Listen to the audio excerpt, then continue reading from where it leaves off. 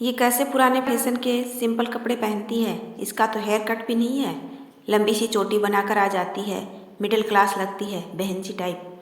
सस्ती सी कार से आती है, अपने आप को पता नहीं क्या समझती है। नव्या के कानों में ये सब आवाज़ें आती पर वो इन सब पर कोई ध्यान नहीं देती। वह चुपचाप कार से उतरती और कक्षा में चली जाती। नव्या बहुत खुश थी, उसका यूनिवर्सिटी में एडमिशन हो गया था।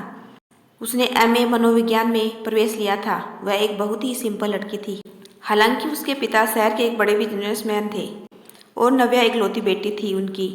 घर में कई महंगी कारें थी, आलीशान कोठी थी, पर नव्या बचपन से सरल स्वभाव की थी।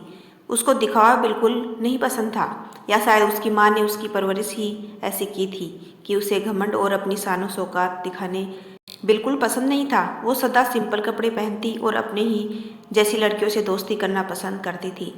उसने कॉलेज की पढ़ाई हॉस्टल में रहकर की थी। पढ़ाई समाप्त कर वो अपने शहर वापस आ गई थी तथा यूनिवर्सिटी में एडमिशन लिया था।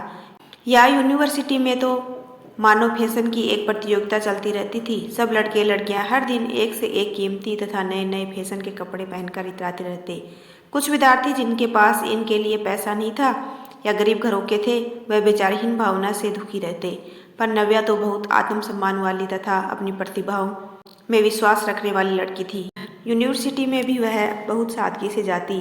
पढ़ने में बचपन से तेज थी। उसके क्लास में कुछ और भी काफ़ी अमीर लड़के लड़कियां पढ़ते थे जो बहुत घमंडी स्वभाव के थे। क्लास बंक करके सारा दिन कैंटीन में बैठकर हल्ला मचाते तथा दूसरों पर व्यंग्य कसते। पर नव्या को उन लड़के लड़कियों से दोस्ती करने का कोई शौक नहीं था।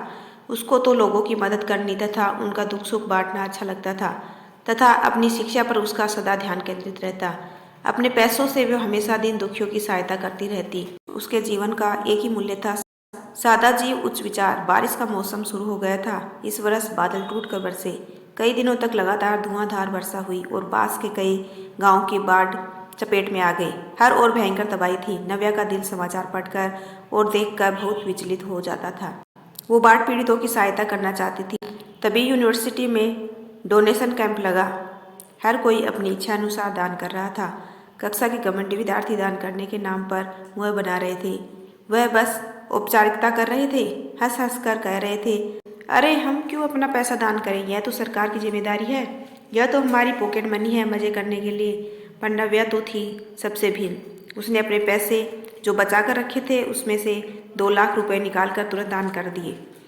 नव्या के मना करने के बाद भी यह बात किसी को पता न चले, यह समाचार उसके सहपाठियों तक पहुंच ही गया और ये सुनकर उसकी सादगी पर व्यंग्य कसने वालों के होश उड़ गए। उनके सिर शर्म से झुक गए। अब उन्हें पता लगा कि नव्या कोई साधारण लड़की नहीं है और वह इतनी सिंपल किसी मजबूरी से नहीं रहती, बल्कि है तो उसके उत्तम चरित्र की निशानी है। अपनी बातों पे इतना शर्मिंदा हुए मानो उनके शरीर में काटो तो रक्त नहीं। वो सब शर्मिंदा होकर नव्या के पास गए कि प्लीज हमें माफ कर दो, हमने अनजाने में बहुत तुम्हारा दिल दुखाया है। तुम तो सही मायने में धनी हो, हम सब तो दिखावे के अमीर तथा दिल के गरीब हैं।